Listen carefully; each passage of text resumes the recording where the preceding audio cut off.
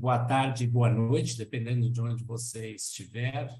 Meu nome é Marcelo Furtado, eu sou diretor na Nature Finance. Gostaria de, em primeiro lugar, agradecer a presença de vocês aqui hoje no nosso webinar. Do ponto de vista prático, apenas informar que quem quiser acompanhar essa transmissão em inglês, basta você clicar aqui embaixo no globinho, no ícone Interpretation, mudar para inglês. If you would like to follow this webinar in English, there is English direct translation by clicking the option of Se interpretation. quiser seguir a interpretação em inglês, basta clicar no globinho da interpretação abaixo e escolher em inglês. Somos muito honrados de ter hoje aqui um painel excelente de pesquisadores e debatedores. O trabalho que a gente fez, para dar um contexto ao trabalho que nós estamos apresentando hoje, foi estimulado pela pergunta muito importante que é: o que acontece com os investimentos nos sistemas alimentares, uma vez que o setor financeiro passa a internalizar riscos para clima e natureza? A partir dessa pergunta, nós imaginamos que poderiam haver resultados positivos e talvez outros não tão desejados, mas que era importante a gente explorar esse caminho, uma vez que o setor financeiro, assim como outros sistemas, seja o sistema alimentar, sistema energético, tem um papel muito importante na busca da resiliência climática e do fim da perda de biodiversidade, ou seja, se a gente quiser um sistema positivo do ponto de vista de clima e natureza, o setor financeiro tem um papel muito importante a cumprir. Nesse sentido, a gente propôs, junto com vários dos nossos parceiros que estarão apresentando aqui esses resultados hoje, 3 estudos. O primeiro estudo foi feito pela Vivid Economics, e nós estamos aguardando aqui a chegada do Jason Ellis, mas caso ele não consiga chegar a tempo, eu vou fazer uma entrada aí de backup com ele.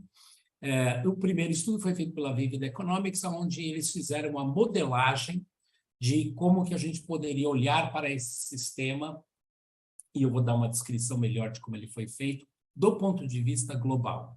Depois a gente fez um mergulho para uma área específica, porque modelos globais dão resultados teóricos importantes, indutores, dão insights, mas ele não mergulha na economia real. Então, depois, para fazer um mergulho na economia real, a gente, então, conversou com o professor Alex Huberli, da Escola de Londres, conversamos com o Ângelo Gurgel, da Fundação Getúlio Vargas, e a partir desse estudo mais orientado ao Brasil, identificamos quais as políticas públicas que poderiam influenciar essas decisões positivamente. E, por fim, em uma parceria com o Every Action Count e a Unicamp, nós fizemos um mergulho mais profundo sobre o papel do consumidor nisso, porque a gente esquece que quando a gente está fazendo uma mudança, olhando para mudanças de mercado, de economia, o consumidor tem um papel muito importante. Então, o que vocês estarão vendo aqui hoje na verdade, um resumo destes estudos esses que estão todos à disposição nos nossos sites. Eu vou pedir para a Karen, por gentileza, colocar no chat para vocês o link para o site, onde vocês terão acesso a todo esse material. E esse é um projeto que a gente fez em parceria com o Imaflora, e eu queria aqui agradecer, na pessoa da Isabel Trigo, essa parceria, porque sem Imaflora a gente não estaria aqui fazendo esse evento com vocês. Eu estou vendo que o Jason já chegou aqui, então eu vou passar aqui a apresentação, primeiro ponto para o Jason apresentar. O Jason vai fazer a apresentação em inglês e, se você quiser acompanhar em português, basta clicar no item de interpretação. Então, com isso, welcome, Jason. Very nice to have you. Bem-vindo, Jason. É muito bom ter você aqui conosco. Good to see you. Muito bom. Muito obrigado, Marcelo, e bem-vindo a todos. Eu estou muito feliz de apresentar os resultados desse trabalho sobre as finanças que nos ajudaram a entender os possíveis riscos e oportunidades no setor financeiro e como isso interage com a alimentação. Posso compartilhar aqui, Marcelo? Sim, por favor. Deixa eu compartilhar aqui agora. E quero ter a certeza de que todos possam ver. Todos conseguem ver a apresentação? Maravilha. Estou tentando ver. Não está em tela cheia, mas tudo bem. Deixa eu dar um passo atrás no tempo e falar da pesquisa que fizemos e qual foi o seu propósito. A pergunta principal que queríamos responder era: como seria o impacto de uma transição da natureza e climática seria motivada pelo setor financeiro no sistema global alimentar? Nós sabemos que esse trabalho tem como objetivo entender como nós podemos ajustar as mudanças relacionadas a clima e natureza e esse risco, e como essa mudança pode fazer mudanças em todo o mundo, nos sistemas alimentares, estimando os resultados normativos associados usando essa análise de cenário. E também entendendo os resultados para as pessoas, para os sistemas alimentares, e dando destaques às políticas que vão mitigar os resultados negativos. Quando nós falamos de método de pesquisa, nós temos ali 2 cenários contrastantes que usamos para facilitar essa análise, que é o primeiro é o cenário motivado pelo risco financeiro, e o segundo é o cenário com facilitação de políticas públicas. E quando olhamos esses 2 cenários, nós também entendemos que nós temos ali clima, natureza, renda e nutrição. Só para esclarecer quais são os riscos potenciais, eu quero passar no passo a passo de como existe a reação dos riscos climáticos e da natureza e quais são os possíveis caminhos que precisamos entender. Então, vou passar aqui qual foi o nosso pensamento lógico em relação ao setor financeiro que poderia levar a alguma interrupção em potencial. E eu acho que o contexto mais amplo, a nossa linha de pensamento, sempre foi que a transição no sistema alimentar na direção de um sistema mais sustentável seria inevitável.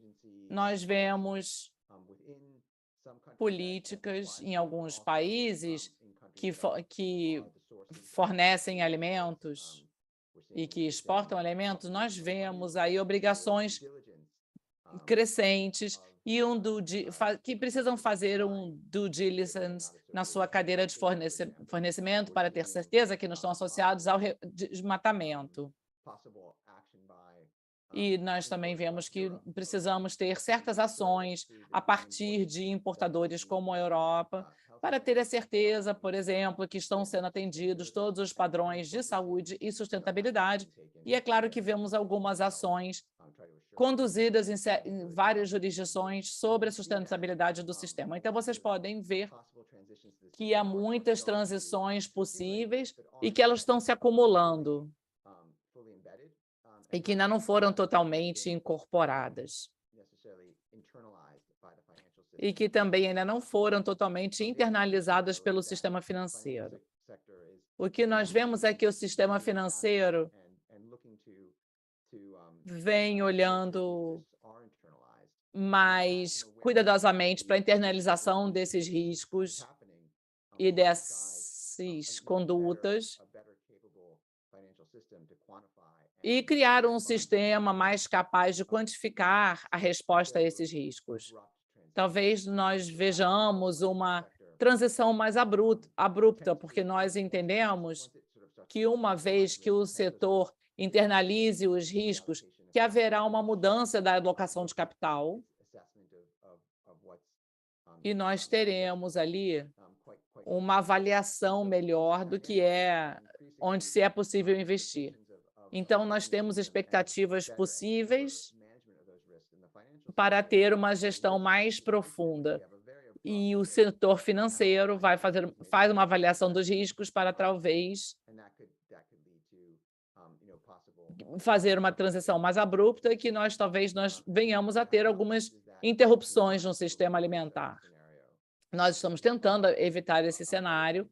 É possível, mas precisa ser mitigado, claro que por políticas mais críveis e mais transparentes, de uma maneira e trabalhar com algo mais ordenado para que a gente possa seguir adiante com o nosso cenário. Então, para tentar entender um pouco a diferença entre esse cenário mais abrupto de risco financeiro, e trabalhar com políticas mais facilitadoras, nós precisamos entender os cenários e do que precisamos para ter essa mudança menos abrupta e mais gradual. O resultado principal que eu quero compartilhar são que as políticas facilitadas, a transição facilitada por políticas, ela melhora os resultados econômicos e sociais e também leva a resultados ambientais melhores, assim como resultados também do setor alimentar melhores. Isso não é verdade globalmente, mas pode ser verdade no cenário brasileiro. Quando nós falamos das políticas, nós vemos, às vezes, o contrário sobre isso e que nos levariam a mudanças mais abruptas. Deixa eu passar aqui sobre o que está motivando, e podemos ter uma discussão ainda sobre isso. As duas primeiras coisas que eu quero dizer são que, se nós compararmos o cenário de risco abrupto ou um cenário com políticas facilitadoras, nós vemos que o cenário facilitado por políticas é melhor. Quando nós vemos que nós temos uma reação, nós vemos grandes melhorias nos cenários financeiros quando eles estão facilitando essa transição, mas por causa da maneira como foi conduzido, tão abruptamente e sem apoio suficiente das políticas públicas, nós vemos que nós temos um resultado menos satisfatório em relação à natureza. Mas quando falamos de clima, as transições abruptas certamente levariam a um declínio de atividades no setor, mas também facilitaria o crescimento de certas áreas, assim como a área de creditação de carbono. Enquanto no cenário facilitado por políticas públicas, nós acabamos crescendo oportunidades de mercado que são uma compensação dessa transição. Então, nós temos, é claro, no cenário de políticas públicas facilitando o processo, nós vamos trabalhar mais facilmente na direção de uma política de zero carbono.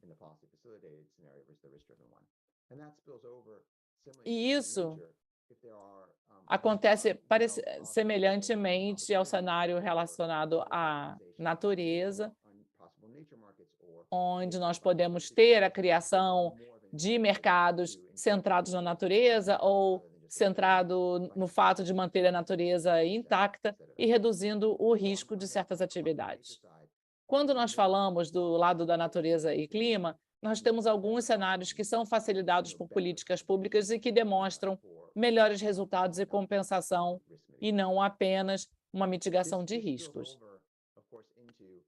Isso nos leva ao que vocês veem em relação a empregos e a disponibilidade de nutrição. Quando falamos de empregos, gira um pouco do cenário que eu estava falando, motivado pelo risco, e que pode levar a uma nova orientação das atividades. Não é que necessariamente nós vamos abrir novas atividades. E num cenário facilitado por políticas públicas, nós temos a abertura de novas oportunidades. E essa abertura de oportunidades leva mais empregos e podemos ter uma questão melhor de disponibilidade alimentar. Quando nós olhamos para as atividades que são negativas ao clima, não leva ao colapso do setor, mas claramente causa os benefícios não são tão bons para o crescimento desse setor. E isso, na verdade, também se demonstra no preço dos alimentos. Em ambos casos, há sempre riscos envolvidos.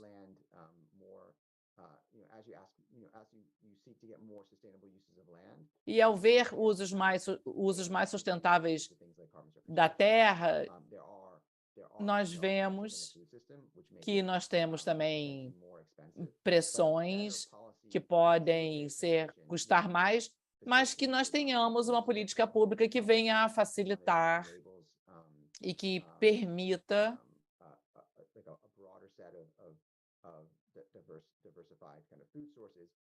e de fontes alimentares mais diversas, e que isso vai impactar no preço e no acesso à nutrição, e é claro que as políticas públicas podem mitigar ainda mais isso. Can be much better managed with a Os policy. preços podem ser melhor administrados, no caso. Então, no fim das contas, o que nós percebemos é que há uma série de questões que a gente pode perceber ao ver essa transição aqui. Isso pode ser muito aperfeiçoado com uma política inteligente e a gente pode aperfeiçoar o conjunto de oportunidades de tecnologias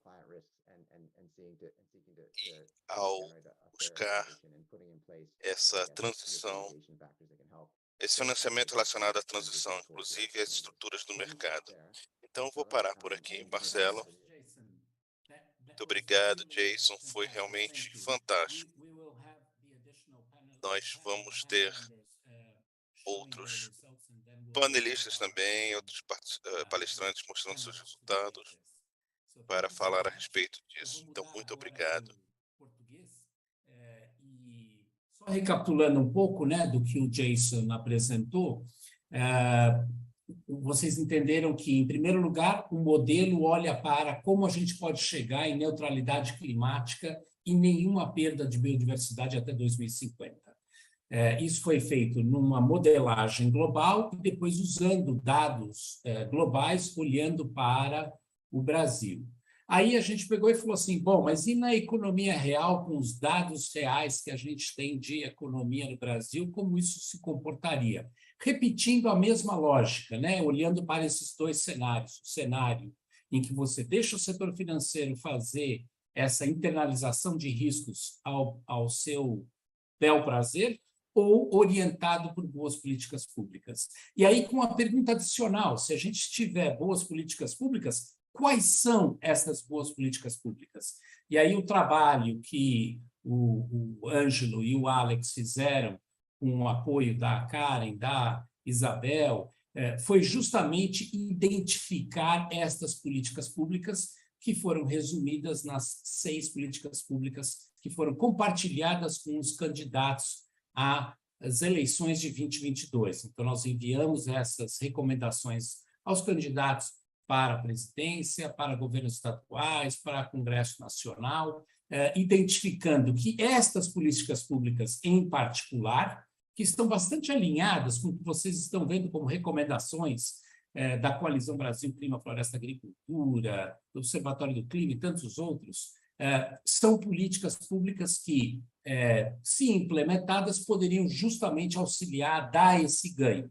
Então, para esses resultados, eu gostaria de convidar agora o professor Alexandre Coberli, do Imperial College, para nos dar aqui a informação de como fazer isso. Desculpa, Marcelo, na nossa agenda é a Ana Paula Bertolotto.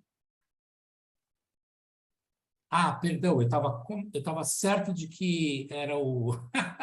Perdão, então deixa eu mudar um pouco. É porque o certo seria fazer agora a apresentação dos dados Brasil. Podemos seguir com os dados Brasil e depois a gente muda para consumidores? Porque eu acho que os dados Brasil vão conversar melhor com a apresentação do Jason. Pode ser? Obrigado, gente. É só porque assim fica um flow mais alinhado com a apresentação que o Jason acaba de fazer, e aí a gente coloca na Paula em seguida. Com isso, por favor, Alexandre. Olá, bom dia, boa tarde, boa noite. Obrigado, Marcelo, pela introdução. E o que nós fizemos foi, a partir do trabalho que o Jason acabou de apresentar da Vivid, nós aumentamos a resolução para pôr uma lente mais focada no Brasil e tentar entender quais seriam os mecanismos que estariam entregando as grandes mudanças nesses indicadores agregados, como emissões, empregos e tal, que o Jason demonstrou. A partir daí, podemos fazer algumas recomendações de políticas públicas. Então, só para começar com o contexto do qual nós começamos essa análise, nós reconhecemos, então, em primeiro lugar, que o Brasil é o quarto maior produtor de alimentos no mundo, tem uma importância global muito grande, a agricultura é muito importante para a economia brasileira, e que nós esperamos que o país continue a ter esse papel importante e a agricultura, a agropecuária brasileira continue a ter esse papel, mesmo numa transição agroalimentar mundial.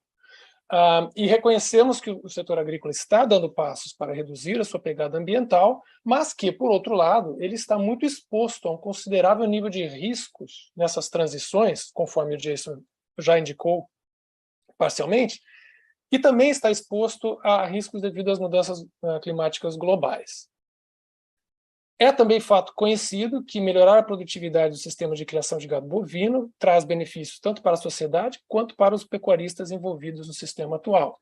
Mas que abordagens políticas alinhadas com o surgimento dos mercados de crédito de carbono e créditos ambientais, conforme o Jason também indicou, podem fornecer opções viáveis para melhorar o rendimento desse setor através de fontes de investimentos novas.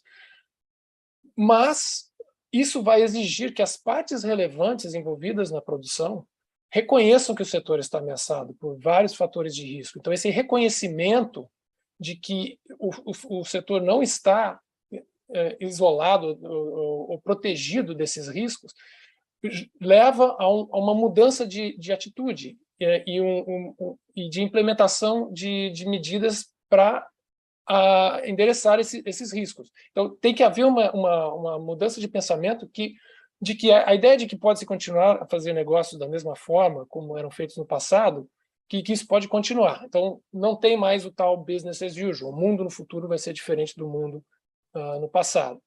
Então, quais são esses riscos? Eu não vou entrar em muitos detalhes, mas, assim, por cima, seriam, então, primeiro, o risco climático, que já está mostrando impactos na distribuição e na produtividade da agricultura, tanto brasileira quanto global, aos riscos de perda da natureza, dos serviços ecossistêmicos que são influenciados, e a esse risco financeiro que o Jason que já acabou de apresentar, e a isso nós também adicionamos um risco geopolítico, principalmente com a situação atual do mundo, com esse problema da Ucrânia, está exacerbando ainda mais esses outros riscos.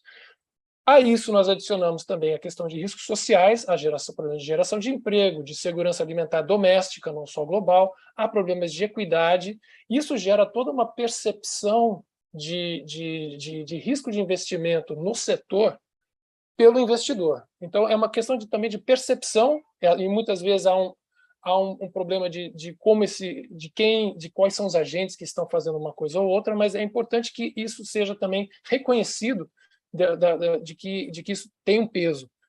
Além disso, existem vários outros fatores que podem levar a uma redução na demanda de proteína animal. e que, por exemplo, dizem que o Brasil nunca vai deixar de comer carne, que a China vai continuar a crescer sua demanda, mas não é muito seguro presumir que a demanda na China ou no Brasil não vão mudar.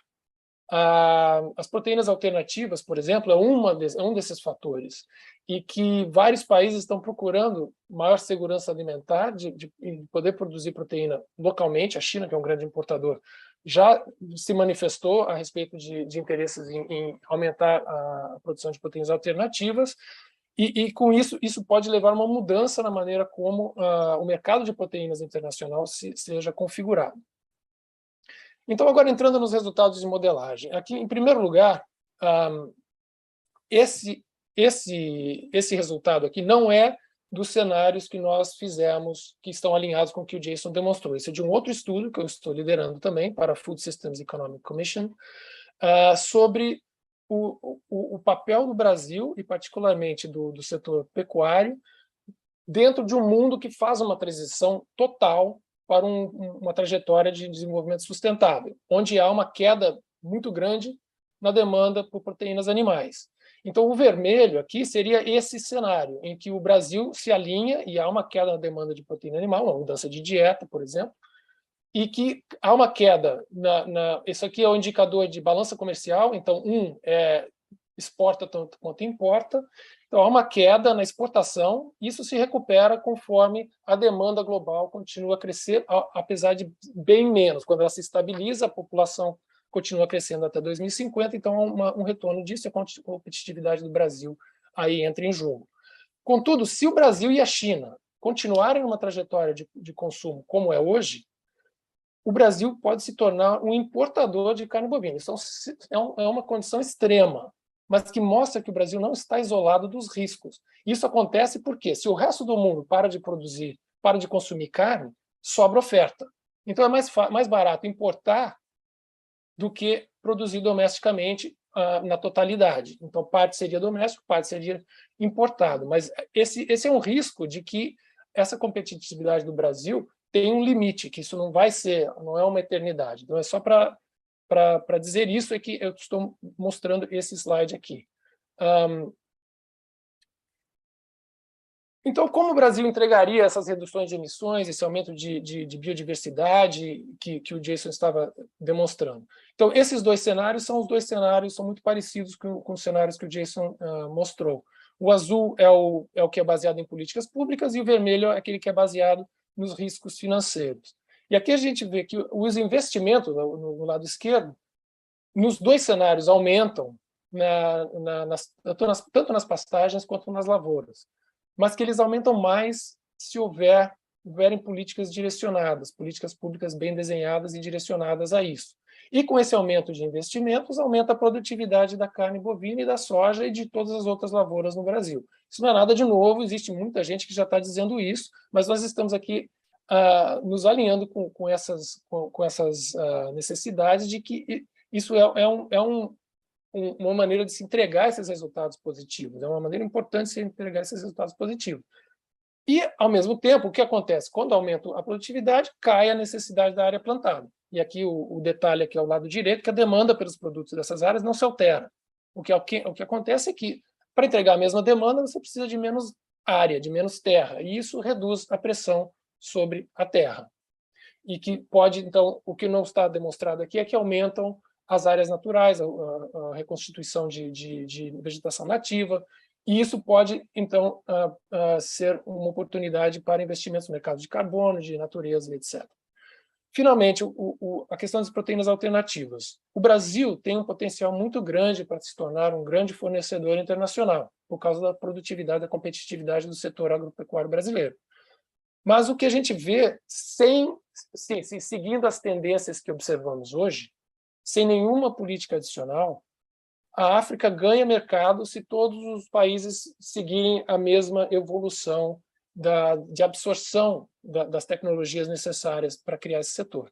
Então, para o Brasil conseguir ter ganhos baseados na sua maior produtividade biofísica, né, da produtividade dos ecossistemas brasileiros, de produzir matérias-primas, insumos para essas proteínas alternativas, sejam eles açúcares ou proteína vegetal, o que precisaria acontecer seriam, de novo, políticas direcionadas a criar toda a cadeia de valor que está envolvida aí, desde a terra, onde os produtos são produzidos de maneira sustentável, até a indústria de transformação que vai gerar essas proteínas alternativas. Com isso, o Brasil, em vez de estar seguindo essa trajetória de... Isso aqui não é diminuição total, não, tá? A produção aumenta, mas isso aqui é a parcela da produção global, que o Brasil fica mais ou menos estável, enquanto a África e a Ásia sobem muito, a China, que é o maior produtor, hoje cai, mas para se reverter esse quadro, seria necessário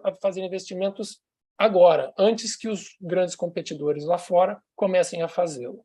Então, com isso, eu acho que eu já abro aqui as portas para o Ângelo falar um pouco mais das nossas recomendações e eu passo a bola de volta ao Marcelo. Ótimo.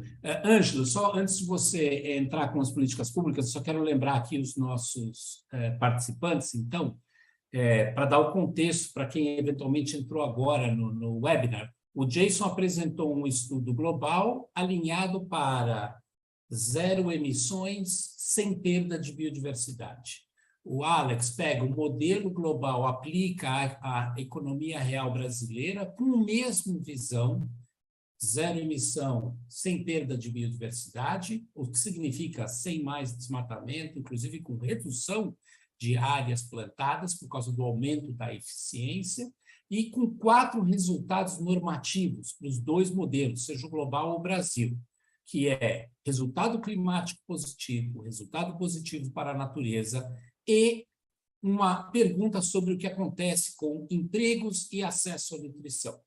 E a bola que está aqui colocada, muito interessante, é que nós temos um ganho tanto em empregos quanto em acesso à nutrição.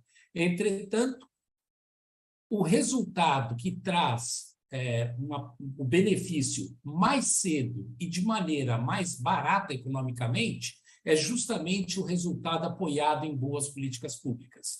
E aí a pergunta agora, Ângelo, para você quais políticas públicas que podem fazer a diferença que foram compartilhadas com os candidatos à eleição 2022? Por favor, Ângelo Gurgel, Fundação Getúlio Vargas. Excelente. Bom, obrigado, Marcelo. Vocês estão me escutando direitinho?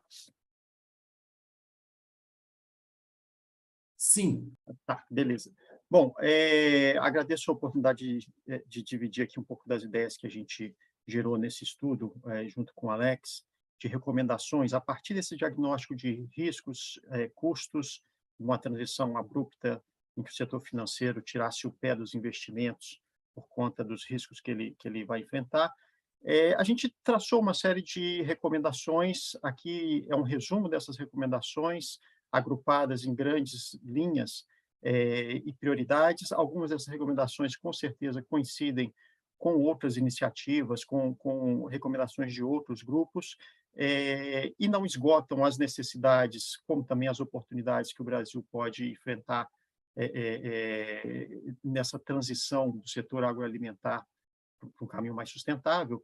E a 6ª recomendação que vocês estão vendo aqui, ela é uma recomendação que vem da professora Ana Paula Bortoleto, então ela vai falar posteriormente. Eu vou só abordar bem rapidamente, em 5 minutinhos, essas 5 primeiras recomendações que estão nesse slide. A primeira delas, que é a intensificação e maior eficiência da agropecuária, junto com proteção da vegetação nativa, passa pela ideia da gente aproveitar políticas públicas existentes, como o ABC+, por exemplo, e incrementar ou aperfeiçoar políticas que precisam ser melhoradas, como de assistência técnica e extensão rural e pesquisa e desenvolvimento, na direção de fazer um aproveitamento melhor das áreas que já estão abertas no Brasil, e principalmente a questão de recuperação de pastagens degradadas ou intensificação da pecuária em padrões sustentáveis. Ao mesmo tempo, alinhar essas políticas com políticas de proteção à vegetação nativa, a aceleração e implementação do Código Florestal e o resgate e aperfeiçoamento de políticas que já existiram no passado e que precisam ser colocadas em prática,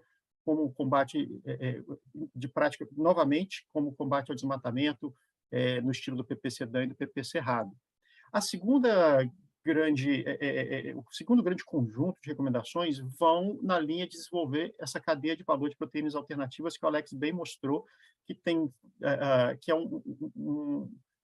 uma nova demanda que o mundo está pedindo e que o Brasil tem um grande potencial de atender essa demanda, dada a sua vantagem comparativa na produção de matérias-primas, mas o Brasil deveria investir não só na produção de matéria-prima, mas também no processamento, industrialização, distribuição e agregação de valor associado a critérios ambientais e, quem sabe, locais e geográficos.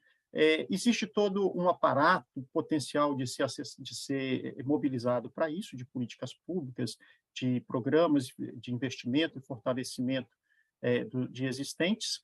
E a gente tem que pensar que o Marcelo Cortado deu um exemplo excelente alguns dias atrás, que o Brasil conseguiu fazer isso no caso da bioenergia à base de biomassa da década de 70 para cá. Por que não agora a gente aproveitar essa nova demanda que aparece no mundo e atender essa demanda, se tornando um país com maior capacidade de atender a essa demanda? E notem que aqui, de forma complementar a outras cadeias produtivas já existentes, não é uma cadeia que vai competir necessariamente com as demais, mas ela pode ser complementar na transição do setor agroalimentar brasileiro. O terceiro conjunto de recomendações tem a ver diretamente com o setor financeiro. Tanto o Alex quanto o Jason deixaram bem claro que a transição desordenada não é desejável do ponto de vista ambiental nem de desenvolvimento econômico do país. Existe uma necessidade do setor público direcionar, orientar ou incentivar o setor financeiro a participar dessa transição, e aí sistemas de monitoramento, agregação de atributos ambientais, que ajudem o setor financeiro a incorporar esses indicadores de sustentabilidade, do ponto de vista de que ações positivas sejam incorporadas como ganhos de capital ambiental nos ativos financeiros.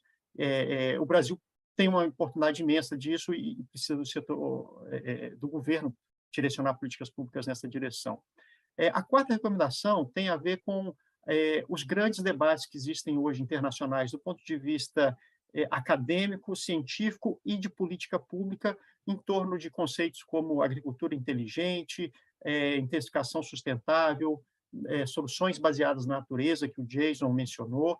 Todos esses conceitos hoje estão muito debatidos, a literatura já trabalhou bastante, as políticas públicas estão incorporando, a ONU, a FAO, o IPCC, todos falam dessas práticas e atividades e tecnologias, e o Brasil precisa se apropriar delas, já que ele possui um leque de opções tecnológicas que são aderentes a esses conceitos e podem até moldar esses conceitos. O Brasil precisa internalizar ou se apropriar desses conceitos, colocar eles na prática na sua política pública, nos seus agentes disseminadores dessas tecnologias e até liderar mundialmente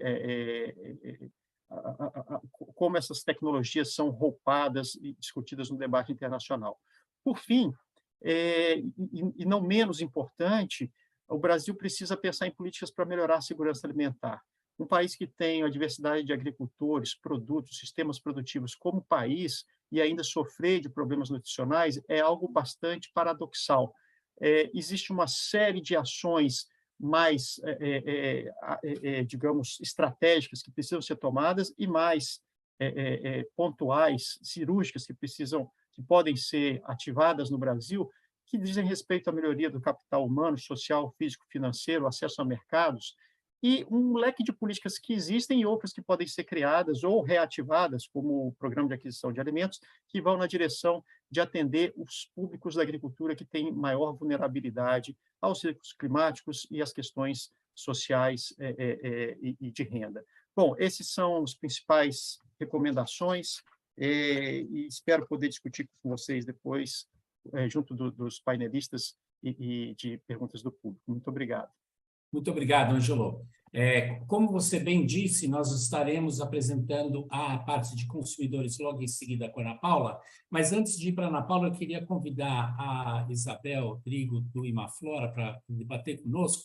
Isabel, quando a gente começou esse estudo, não tinha ainda uma guerra na Europa. O conflito europeu mostrou que, na verdade, ele não era europeu, ele afetou o mundo inteiro. Em função disso, energia e alimentos se tornam questões de segurança nacional, um forte impacto, inclusive alinhado com o que a gente colocou aqui sobre a questão de proteínas alternativas, mas mais do que nunca a discussão sobre sistemas alimentares sustentáveis, geração de acesso e de empregos no campo e acesso à nutrição passa a ser muito importante quando a gente vê a consequência do aumento do preço dos alimentos gerando fome. Políticas públicas nessa hora são muito importantes, não apenas para a economia, mas eu diria que para a sobrevivência da nossa sociedade. Você está analisando tudo o que está acontecendo no Brasil em termos de políticas públicas, como você vê essas recomendações que estão sendo feitas aqui? Obrigada, Marcelo. Também meu bom dia, meu boa tarde, meu boa noite. É um prazer estar aqui e comentar esses resultados.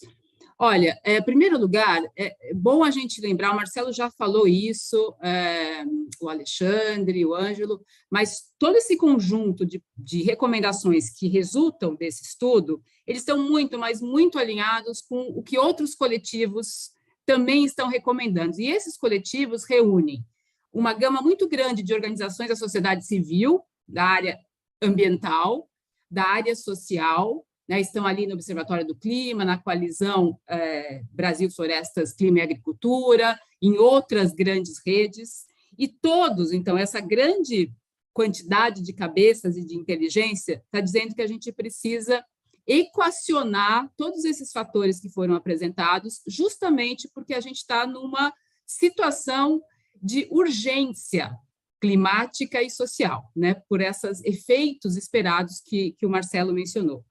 E uma coisa que é importante, que, em geral, todos esses coletivos estão dizendo, e que esse estudo também diz, é que a gente já tem no Brasil, falando do nosso grande território, a gente já tem uma grande quantidade de políticas públicas que já existem, estão aí, né? Ou estão estagnadas, não estão implementadas, mas elas estão aí.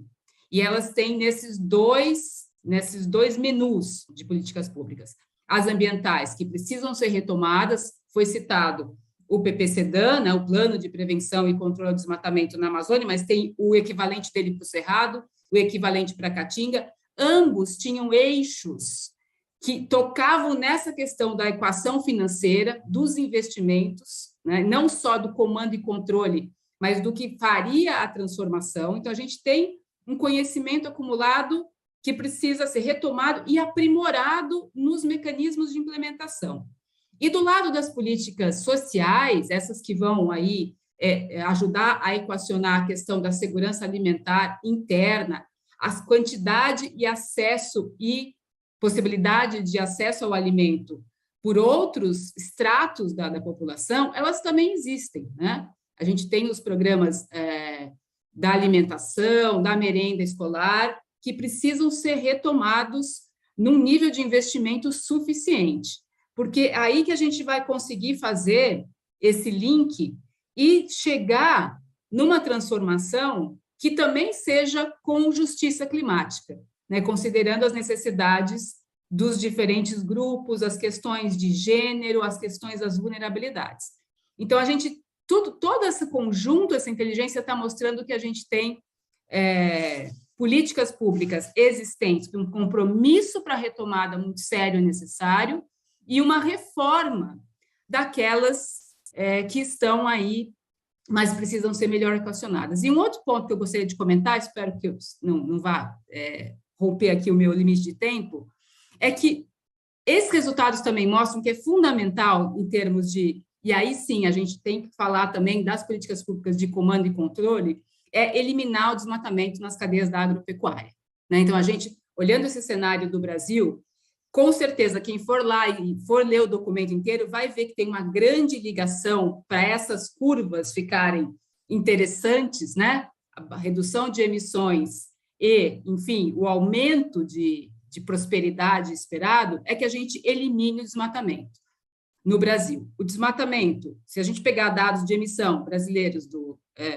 que estão aí, a gente vê que mudança de uso da terra e as atividades agropecuárias correspondem por 70% do desmatamento que a gente tem. Então, conseguir esse resultado resolve já o Brasil em termos de emissões. E, logicamente, a gente tem que eliminar o desmatamento ilegal, o criminoso, aquele que está muito mais ligado à grilagem de terra. O estudo recente mostrou que metade, falando globalmente, metade do desmatamento que se vê no mundo, a área desmatada não é convertida para produção, então a gente tem aí outras questões, e aí você precisa realmente de comando e controle, fiscalização, papel do Estado, fiscalizador sério, mas a gente também tem que, nesse estudo recente que foi lançado, 3/4 da expansão agrícola é motivada pela demanda interna. Então, a gente tem um mercado interno e aí a gente tem que trabalhar com essa transformação sustentável dos modelos de produção. E a gente precisa desse fluxo de investimentos. Então, são esses blocos, né, de políticas públicas ambientais, sociais e de investimento público e privado que são super necessárias de acontecer. É isso, Marcelo. Obrigada. Viu, Isabel? E convido também a todos que estão aqui presentes a entrarem no site do Imaflora, que tem vários desses estudos disponíveis lá. Muito importante, Isabel, esse link que você fez com o consumo interno, que nos coloca agora um gancho perfeito para a apresentação da Ana Paula Bortoleto, da Unicamp, que vai falar sobre o papel do consumidor, porque tem várias políticas públicas colocadas por várias organizações, mas a gente raramente vê a importância do consumidor para fazer essas políticas acontecerem. Ana Paula, bem-vinda, por favor, compartilha conosco os resultados, porque até agora a gente teve boa notícia, então queremos continuar nessa toada. Conseguem ver meu slide? Acho que sim, né? Então, bom dia, boa tarde, boa noite a todos, né, que estão participando do webinar. Meu nome é Ana Paula, eu trabalho como professora associada na Universidade Estadual de Campinas e, juntamente com o grupo Ever Action Counts, nós conduzimos uma pesquisa, mais precisamente sobre consumo. E, como o Ângelo já tinha citado anteriormente, né, a nossa pesquisa teve como uma recomendação no número 6, né, que está no relatório do Sistema Agroalimentar Brasileiro, o estímulo ao consumo sustentável, mas levando em consideração também a responsabilidade, impactos ambientais que o consumidor pode levar em consideração diante de suas decisões.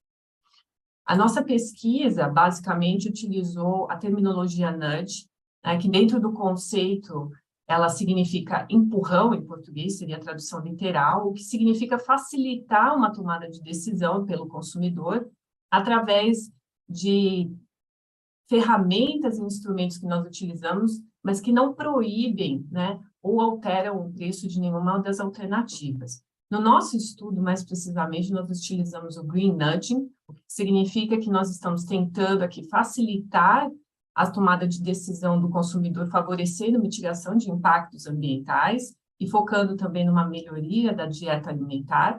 Então, e é importante sempre lembrar que qualquer estratégia de nudging depende de padrões de comportamento e processos cognitivos, principalmente no caso de heurísticas e vieses. Então, o objetivo aqui do Green Nudging era evitar que essas heurísticas e vieses que os consumidores têm por essas alternativas pudessem inviabilizar essa tomada de decisão.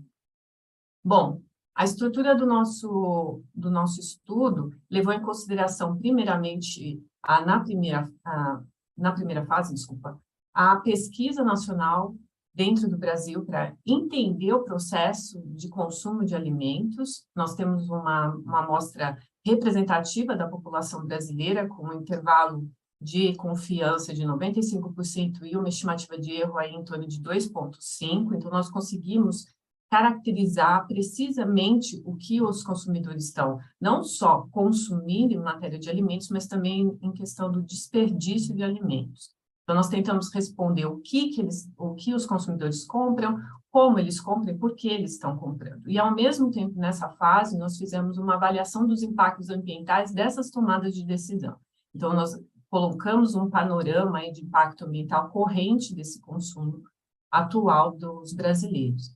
Na fase 2, diante dessas informações, nós escolhemos estratégias nudging, ou seja, essas estratégias de empurrões visando a mitigação de impactos ambientais que pudessem ser colocadas em prática no contexto atual brasileiro. É sempre importante salientar isso, né? E nós fizemos um experimento com um grupo de controle e com 2 grupos de intervenção, com diferentes estratégias, também com intervalo de confiança de 95%, uma estimativa de erro de 2,5%, e analisamos na fase 3 a eficácia desses nudgings em diminuir impactos ambientais. E, por fim, a gente fez as recomendações e estratégias, né, para que isso fosse colocado em prática através de políticas públicas. Bom, aqui eu só deixei mais detalhado como foram todos esses processos. É importante lembrar que no experimento, né, do Green Nudging, o que a gente fez foi colocar tarefas onde essas pessoas, onde esses participantes tomaram essas decisões, principalmente na questão do selo ambiental, né, o quanto que esse selo ambiental favorecia essas tomadas de decisões, também na visibilidade desses produtos, né, quando eles eram comparados com as alternativas regulares, qual era o feedback, qual era a tomada de decisão desses consumidores, dos participantes no experimento, e principalmente no final do experimento, todos eles avaliaram como que esse nudging ajudou ou não ajudou essa tomada de decisão. Bom, quais foram os principais resultados que a gente tirou desse experimento, né? A primeira e o mais surpreso para a gente foi a questão dos termos vegano e vegetariano, né? Eles, por si só, não foram capazes de estimular a tomada de decisão, favorecendo esses produtos que têm menos impacto ambiental, principalmente quando a gente está falando de proteína vegetal, né? O selo vegano também teve esse efeito negativo na escolha, principalmente, né, de novo, na proteína vegetal, quando comparado com as opções orgânicas, né? Entretanto, a tomada de decisão, né, quando a gente colocou diferentes produtos visíveis, tá, para o consumidor, esses processos de nudging foram muito mais eficientes. Tá? Então, uma vez que os produtos se tornam visíveis para o consumidor, ele consegue fazer a avaliação deles, quando a informação do impacto ambiental também favorece isso, a tomada de decisão fica em favorecimento, né, ao produto que tem menor impacto ambiental. Outro ponto interessante foi a questão do preço, né? O preço também influenciou, mas influenciou de maneira negativa na tomada de decisão, e isso mostra também uma barreira para a internalização desses custos pelo consumidor final. Então, existe uma necessidade de informar o que essa componente preço engloba quando a gente está falando de produtos que têm menor impacto ambiental e que favorecem também, consequentemente, uma melhor dieta alimentar. Quando a gente olha na questão dos impactos ambientais, fica claro que, e aqui é importante salientar, né? A população que nós contamos na evolução dos cenários para a aplicação do nudging não é a população brasileira como um todo, né? O nudging, ele funciona dentro, como eu disse anteriormente, dentro de certos processos comportamentais e processos heurísticos. Então, alguns nudgings são muito mais eficientes com pessoas que têm uma motivação ambiental maior, que estão interessados na questão ambiental, que mostram atitudes relevantes na questão ambiental, que já conduzem comportamentos nessa área. Então, nós focamos aqui a eficiência no nudging dentro dessas populações. Outro ponto também, o nosso experimento foi online, focando em plataformas online de consumo. Então, outros nudgings só funcionam se você estiver dentro de uma plataforma online. Então, por isso que quando a gente avalia aqui os impactos ambientais, quando colocamos simultaneamente todos os nudgings no cenário, é importante ver que nós não estamos aplicando ele para 100% da população brasileira, mas para uma parcela dessa população. E aqui a gente teve uma redução de 155 milhões de toneladas de CO2 equivalente quando a gente compara principalmente com o cenário base, ou seja, com o status quo, como se a situação continuasse da forma como ela está. Quando nós comparamos com a dieta EAT, né, lançada pela revista Lancet, obviamente existe um ganho menor, né, nessa redução, só que eu volto a salientar, né, Se a gente implementar isso numa escala muito maior e também determinar novas estratégias de nudging que saiam e que sejam mais aplicadas não só no aspecto online, mas também no aspecto presencial, na compra presencial, esse número tende a crescer, né? Então, para as recomendações das políticas públicas, a primeira recomendação que nós fazemos é a visibilidade. E uma das visibilidades é através de um selo ambiental. Diante de todas as opções que nós já testamos sobre selos ambientais, a mais eficaz e que demonstra, né, maior efetividade na tomada de decisão, principalmente porque o consumidor consegue compreender melhor, são aquelas que contêm informações, mas informações talhadas, né, ou recortadas para aquela função. Tá? Então, não adianta eu utilizar um selo de impacto ambiental que só determina se tem alto, baixo ou médio impacto ambiental. Eu preciso detalhar esses impactos dentro de categorias que sejam relevantes. E essas categorias, para elas serem determinadas, é a necessidade de desenvolver um estudo maior, principalmente um comprometimento do órgão ambiental para determinar quais são esses impactos que são relevantes na questão alimentar. Na segunda fase, e muito importante, principalmente quando a gente fala de preço e a internalização do preço pelos consumidores, é desenvolver estratégias educacionais para esse consumo de alimento. E não desenvolver essas estratégias fora do ambiente, mas dentro do ambiente onde o consumidor toma essas decisões. E aí vem uma cooperação entre não só os produtores, mas também os distribuidores e varejistas, para que essa educação se dê nesse ambiente, para que o consumidor possa visualizar como que a tomada de decisão dele impacta a questão ambiental, e não só a questão ambiental, eu volto a salientar também a questão da saúde humana, né, através de uma dieta alimentar superior, né, com menos, como no Guia Brasileiro fala, né, com menos produtos processados.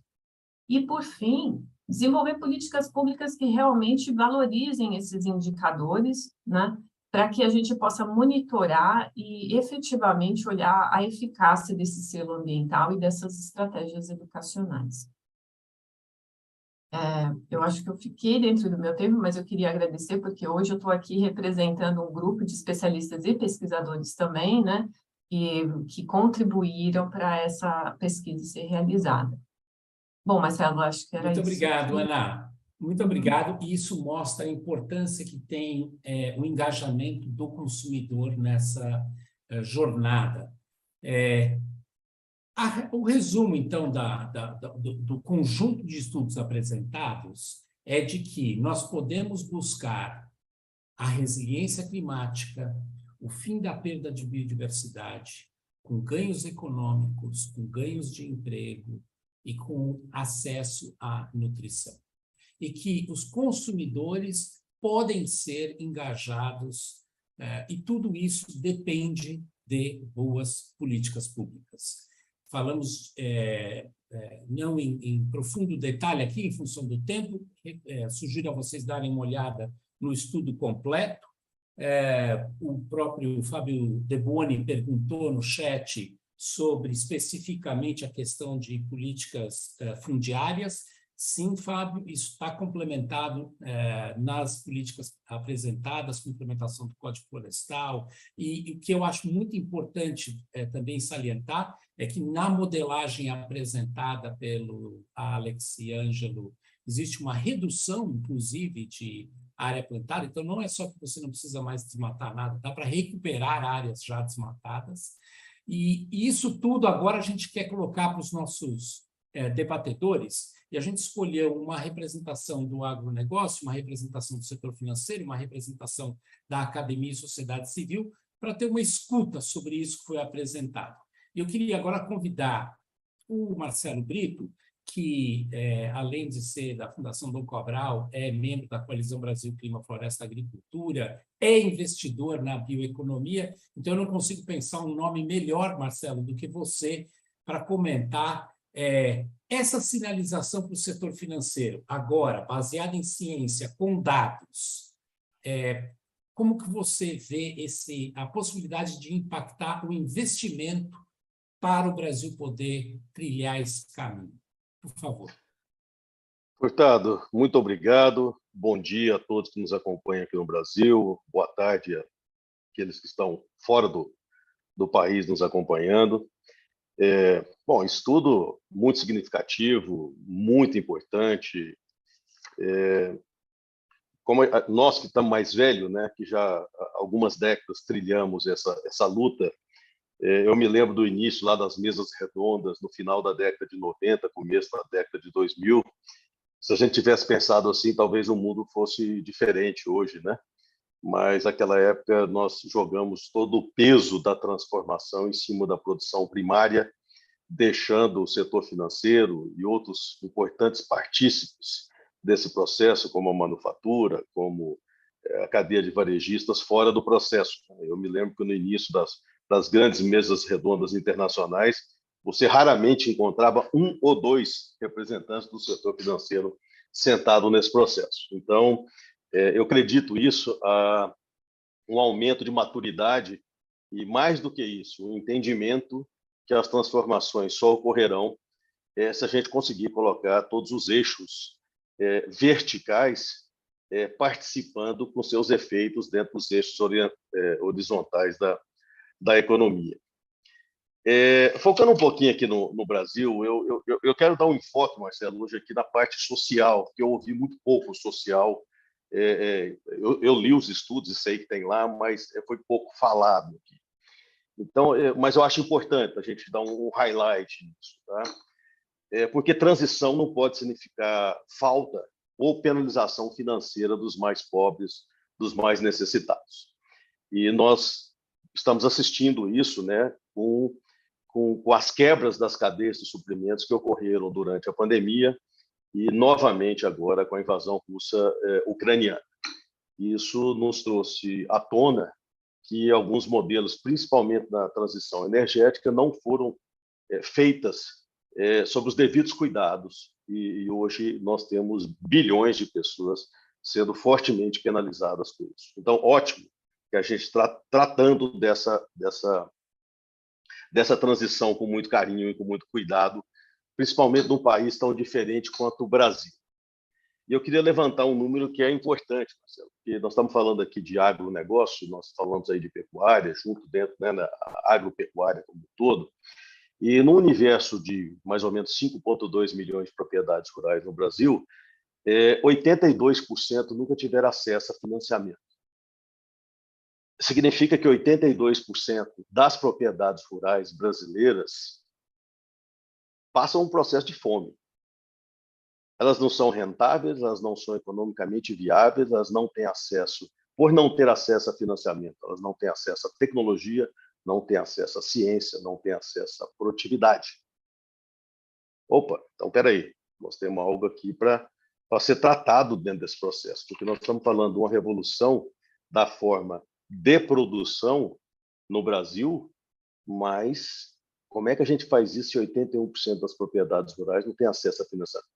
E se não tem, é porque estão fora do jogo da governança e do compliance atual do mundo. Tá? E olhando para a cadeia de pecuária, o que dá escala e competitividade à pecuária brasileira é o mercado brasileiro. Não é a exportação que dá competitividade ao consumo de carne no Brasil, ao contrário, é o consumo de carne no Brasil que dá competitividade à exportação. Eu não sei o número atual agora no pós-pandemia, com esse desarranjo das cadeias, do balanço das cadeias mundiais, mas pelo menos 70% de tudo que é produzido em carne no Brasil é consumido aqui no Brasil. Então, esse é um dado a ser enfrentado. Como é que a gente transforma a estrutura de produção brasileira e de consumo brasileiro de forma a implementar modelos mais sustentáveis exportados? Se a rastreabilidade está dando garantia à exportação desse produto, é porque, infelizmente, nós criamos dois mercados. Um que abastece um mercado consumidor mais exigente e outro que abastece um mercado consumidor ainda pobre e necessitado.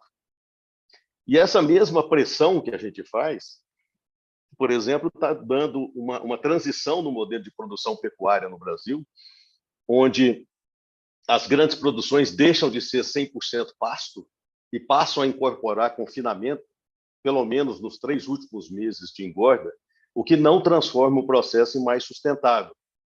E é interessante que eu participei agora em julho de um estudo grande lá nos Estados Unidos, junto com a Iowa State University, e lá é o inverso, né? O que vale para o consumidor é o grass-fed beef, ou seja, é o marketing que você incorpora mostrando que aquela carne é de pasto e não de confinamento, é justamente o oposto da pressão que a gente vê aqui no Brasil.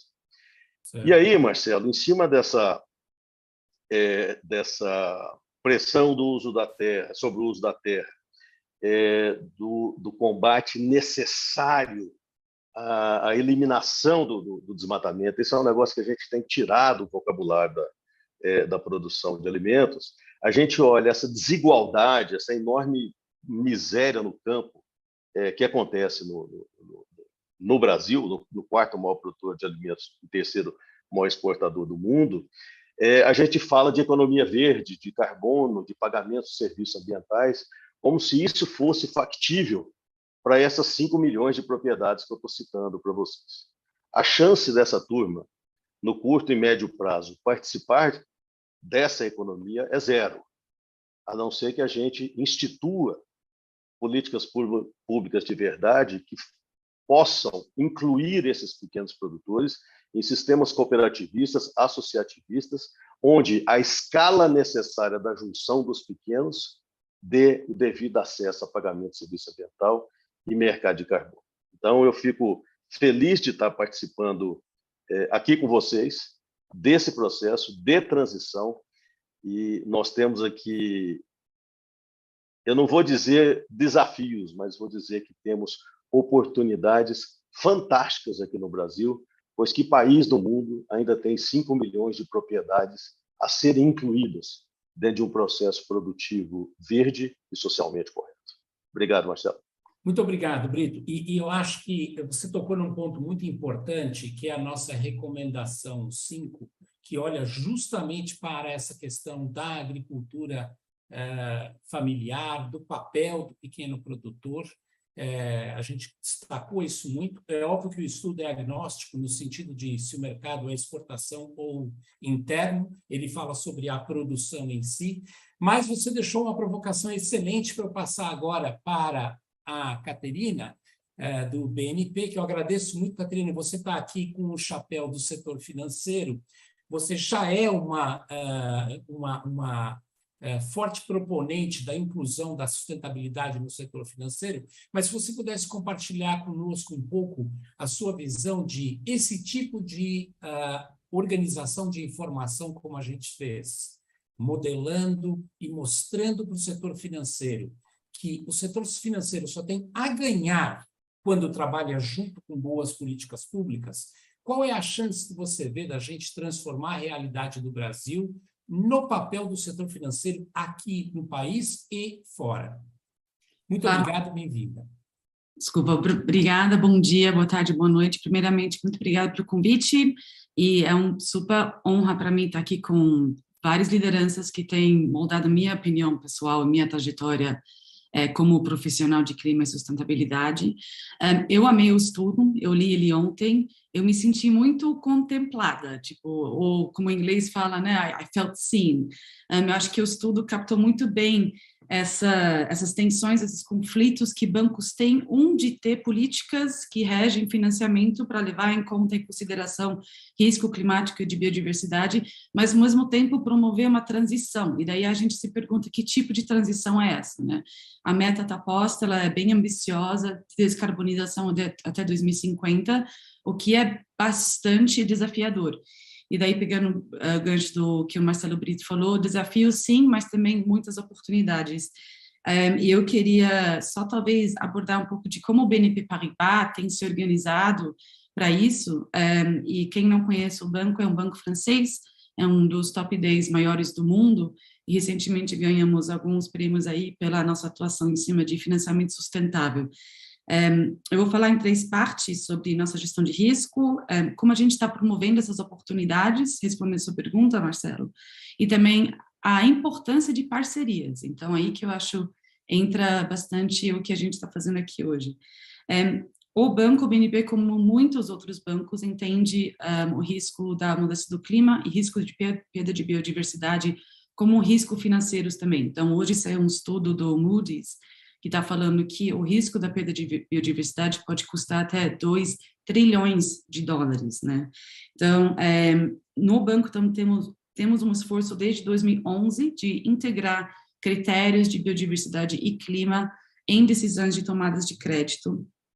E isso está sendo fortalecido agora através de 2 iniciativas, se chama the Task Base for Climate and Nature-Related Financial Disclosures, então a TCFD e TNFD, que conjuntamente são metodologias que vão identificar, quantificar e criar metodologias para ajudar bancos a integrarem esses tipos de dados sobre clima e natureza em tomada de decisão de crédito. Então, isso fortalece e empodera outras equipes, além da equipe de ESG e sustentabilidade que eu lidero, por exemplo, equipes de crédito, equipes de risco, eles estão fazendo perguntas sobre esses tipos de dados. Esses características, elementos estão sendo contemplados em financiamento que a gente dá ou emite para os clientes, né? Temos políticas, então, que regem todo o nosso financiamento. A nossa política principal para esse setor é a nossa política de agricultura.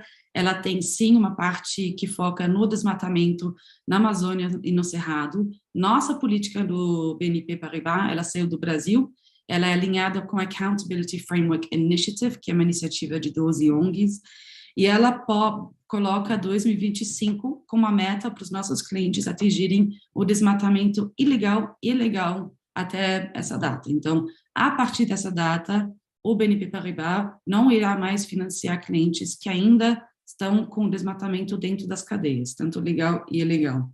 Então, esse é um pouco da visão de gestão de risco do banco. Eu vi que a Leila Rafur está aqui conosco na lista de participantes. Ela fala algo que eu concordo muito com ela, que a gestão de risco não pode ser pautada em cima da exclusão. Ela tem que ser inclusiva e promover oportunidades também. Então, na parte de oportunidades, ali que entra o nosso financiamento e nossa inovação em cima de produtos financeiros.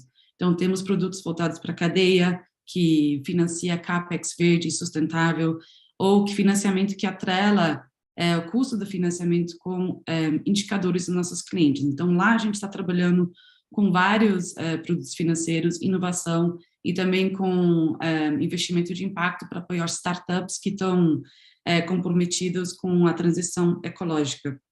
Eu sei que eu só tenho 4 minutos, já estou estourando o tempo. E, por fim, eu acho parcerias. Então, a gente faz parte da Coalizão Clima Brasil, Florestas e Agricultura, o Accountability Framework Initiative Private Sector. Gostaríamos de entrar no IFAC, que é o Innovative Finance for Agriculture Cerrado em Gran Chaco, porque são através dessas parcerias que se criam, onde tem advocacy, se cria conhecimento baseado em pesquisas, alinhado com ciência, alinhado com metas globais, porque eu acho que a grande chave aqui, o que eu entendi pelo estudo, é que bancos não podem reagir, eles precisam agir em prol de políticas públicas alinhadas com metas climáticas. Então, diante de um cenário onde talvez não estamos com um pacote de políticas públicas ou até uma NDC clara que possa orientar investimentos e financiamento, bancos talvez estão reagindo. Então, para garantir essa transição inclusiva, que realmente também promove o melhor uso do solo e a proteção da floresta em pé, eu acho que a gente precisa, sim, alinhar as nossas políticas com um quadro de políticas públicas e um pacote completo, tanto no nível federal como no nível estadual. E algo que eu estou vendo é que talvez bancos estão reagindo mais ao risco que agindo em prol de políticas públicas que promovem essas oportunidades. Então, vou parar por aí e quero muito levar esse estudo para dentro do banco. Então, a gente tem que conversar depois, Marcelo. Muito bom. E lembrando, né, Catarina, que a gente está falando sobre o sistema financeiro como um todo. Os bancos, obviamente, são um ator muito importante, mas a gente tem uma gama de casas de investimento, fundos de investimento, que também tem um papel fundamental. E eu acho que o ponto mais importante que você trouxe é o entendimento de que as políticas públicas, quando bem aplicadas, são aliadas do setor financeiro e, portanto, o setor financeiro precisa ser um aliado das boas políticas públicas. Com isso, eu vou passar agora para o Ricardo Abramovay, que está assumindo agora uma cátedra muito importante no Brasil na discussão de alimentos. E, Abramovay, o Marcelo Brito fez uma provocação sobre o papel importante que tem a gente ter um olhar social para essa discussão, que está contemplada nos estudos e a gente não abordou tanto aqui. Se você puder trazer um pouco dos elementos que você identificou nos estudos que você achou importante. A Caterina fala sobre a ausência um pouco de proatividade do setor financeiro para o investimento nesse setor. E nós sabemos que a agricultura familiar tem um papel fundamental, e lembrando que, além da falta de acesso a crédito e financiamento, existe também a questão de transferência de tecnologia e informação para um setor tão chave, seja para a questão de geração de emprego e renda, ou seja para a questão de resiliência climática e alimentar. Afinal de contas, cumpre um papel fundamental na nossa cadeia, né? Então, por favor. Muito obrigado, Marcelo. É um privilégio poder ser contemplado com a leitura, com o envio e o aprendizado que esses estudos nos forneceram. Esses estudos mostram que nós temos condição de mudar o patamar da nossa discussão sobre a relação entre agricultura, alimentação, saúde humana, saúde animal, que é o que o mundo está discutindo. Várias das pessoas que falaram antes de mim insistiram nisso. Chega de nós ficarmos simplesmente dizendo é preciso parar de desmatar. É preciso saber o que nós vamos fazer com as bases materiais, energéticas, bióticas do nosso sistema alimentar e da sua integração com o mundo. Agora, um alerta, então, nesse sentido, os estudos são uma contribuição muito importante. Eu quero cumprimentar os autores pela sua realização. Algumas observações. A primeira é o seguinte: o fato de nós termos pecuária e agricultura mais produtiva não significa automaticamente que o desmatamento será evitado ou eliminado. Por quê? Porque tem o efeito rebote. Muitas vezes, tecnologias mais produtivas favorecem a ocupação de áreas desmatadas. Razão a mais para que o cuidado, para que não haja ocupação dessas áreas, o cuidado e as políticas muito sérias no combate ao desmatamento sejam implementadas e a cultura subjacente a essas políticas seja eliminada pela discussão democrática. Alguns pontos importantes do conteúdo dos documentos. Primeiro, eu acho que é muito importante a gente discutir o que é intensificação e eficiência. Essa é uma discussão que está acontecendo na Chatham House, no It-Lancet, no IPCC. A verdade é que é fundamental intensificar e aumentar a eficiência, mas nós não sabemos exatamente quais são as modalidades. O Brasil tem uma situação privilegiada nesse sentido. Acabou de ser publicado um estudo de 500 páginas sobre bioinsumos na cultura de soja, a agrofloresta é um caminho, enfim, o estudo mostra várias coisas muito importantes nessa direção. O segundo ponto se refere a proteínas alternativas. Eu iria um pouco mais devagar com Andor. É verdade que o último livro de George Monbiot, o mais importante jornalista ambiental do mundo, Regenesis, faz uma verdadeira apologia das proteínas alternativas, mas, sobretudo, da fermentação de precisão. Ao mesmo tempo, as críticas que esse livro recebeu mostram que são tecnologias às quais nós precisamos estar atentos, mas dizer que nós precisamos imediatamente investir nessas tecnologias é algo que me suscita dúvida. Se o caminho for, como George Monbiot está preconizando, fermentação de precisão, parece que esse caminho é um caminho muito fértil no sentido da descentralização das iniciativas, ao contrário do que acontece, por exemplo, com plant-based.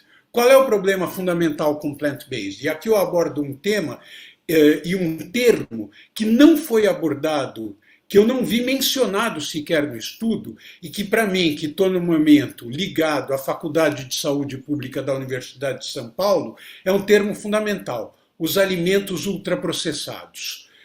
Os alimentos ultraprocessados respondem pela pandemia de obesidade no mundo. É fundamental que haja o combate à disseminação desses alimentos. Esses alimentos são tratados hoje em várias publicações científicas e em vários manuais governamentais, guias alimentares, etc., como algo equivalente ao tabaco do ponto de vista das reações da sociedade civil à sua difusão, e eu acho que é algo que tem que ser incorporado aos estudos. Nós não podemos simplesmente... É muito valoroso o estudo que a Ana Paula fez, uma contribuição fantástica, mas eu queria levantar um alerta, que é olhar a coisa do outro lado.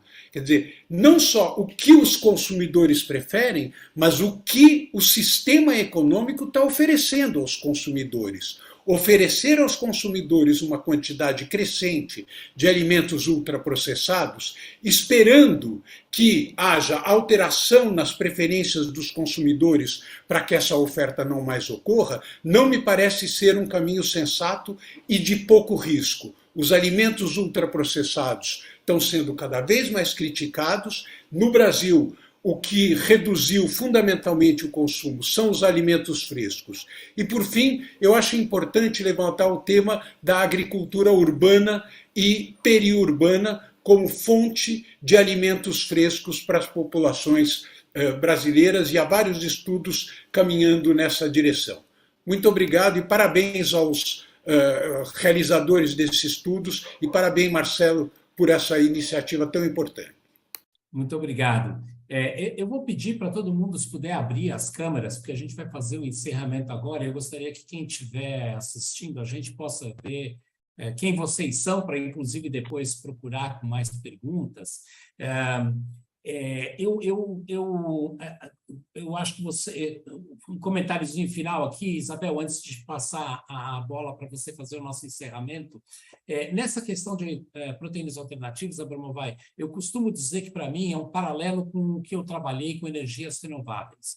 Não se pode apostar em uma ou outra tecnologia apenas. É uma abordagem de mosaico. E, dependendo do contexto de cada jurisprudência, você vai encontrar os melhores ajustes. Então, existem várias tecnologias, é a combinação em mosaico das tecnologias. Se a gente fizer uma aposta acelerada apenas em uma ou outra, a gente pode estar incorrendo em algum erro. No estudo que foi feito pela EAC e Unicamp, que a Ana Paula abordou, eu acho que na parte que a gente fala sobre as distintas dietas, foi abordada a questão da dieta alimentar, dos alimentos processados, ultraprocessados. Eu acho que o que a gente não fez foi dar ênfase nisso nas pesquisas individuais em relação aos selos, mas isso está contemplado lá, Abramovay, no sentido de mostrar a importância da discussão de nutrição e dietas nas opções para a busca que a gente tem em relação à neutralidade climática e resiliência. Por fim, nos pontos de internalização de risco, acho que a Caterina deu um monte de informação para a gente, muito importante, de quanta inovação, né, Caterina, a gente está vendo no setor financeiro para internalizar esses riscos.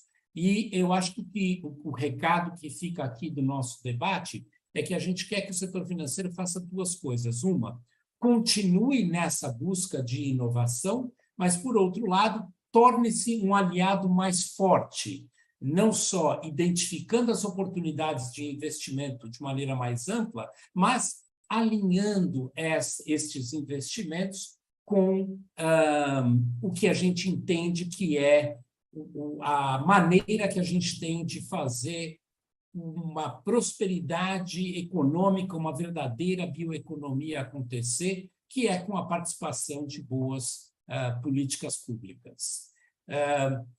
Karen, temos mais alguma pergunta ou posso passar para a Isabel fazer o encerramento? Não, temos sim. Temos uma Por favor. pergunta para a Caterina. A Catarina veio da IT, do Imaflora, do YouTube do Imaflora, desculpe. Parabéns pelo comprometimento. Eu queria saber por que esperar até 2025 para implementar a política de desmatamento zero? Quais seriam os gargalos e os desafios para fazer essa implementação de forma antes disso, né? Antes de 2025? Sim, claro. Eu acho que, boa pergunta. A nossa política ela estipula que até 2025 os nossos clientes vão ter que atingir uma série de critérios.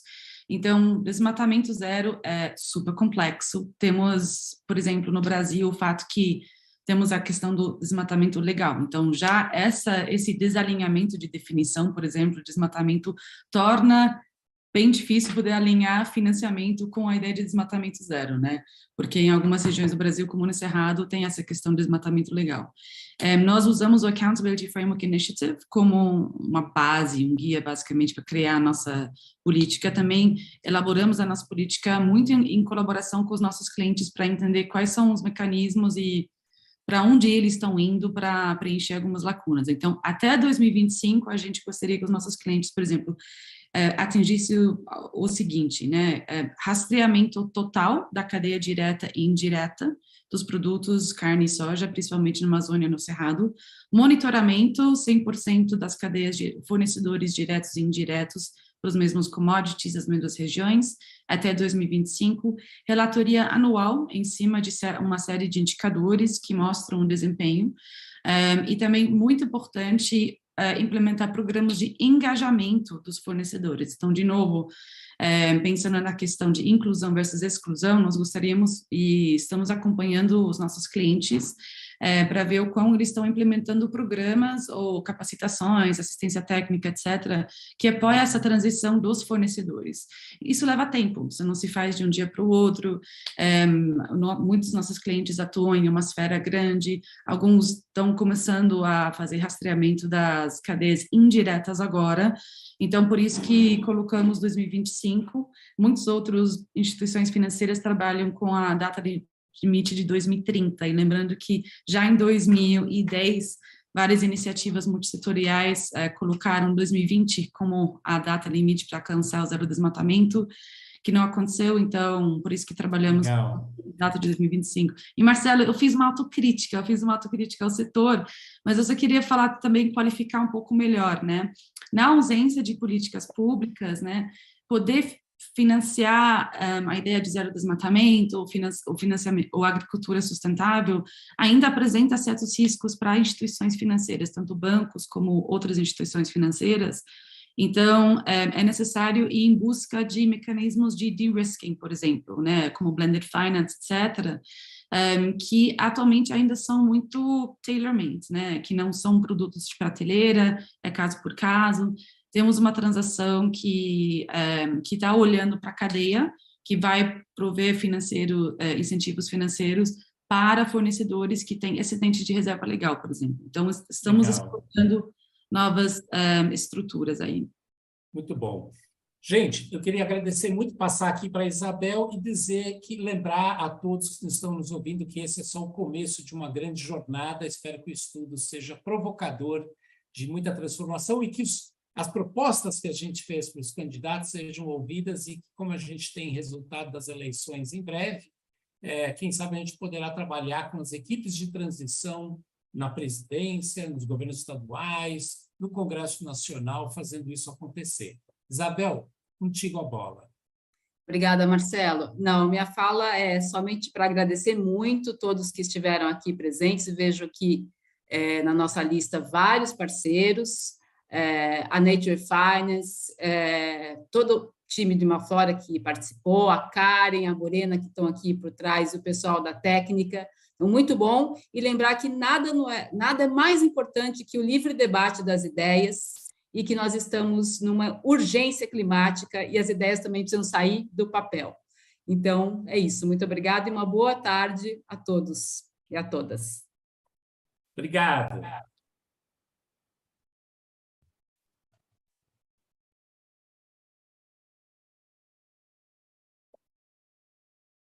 Estou só aguardando o sinal se acabou a transmissão aqui.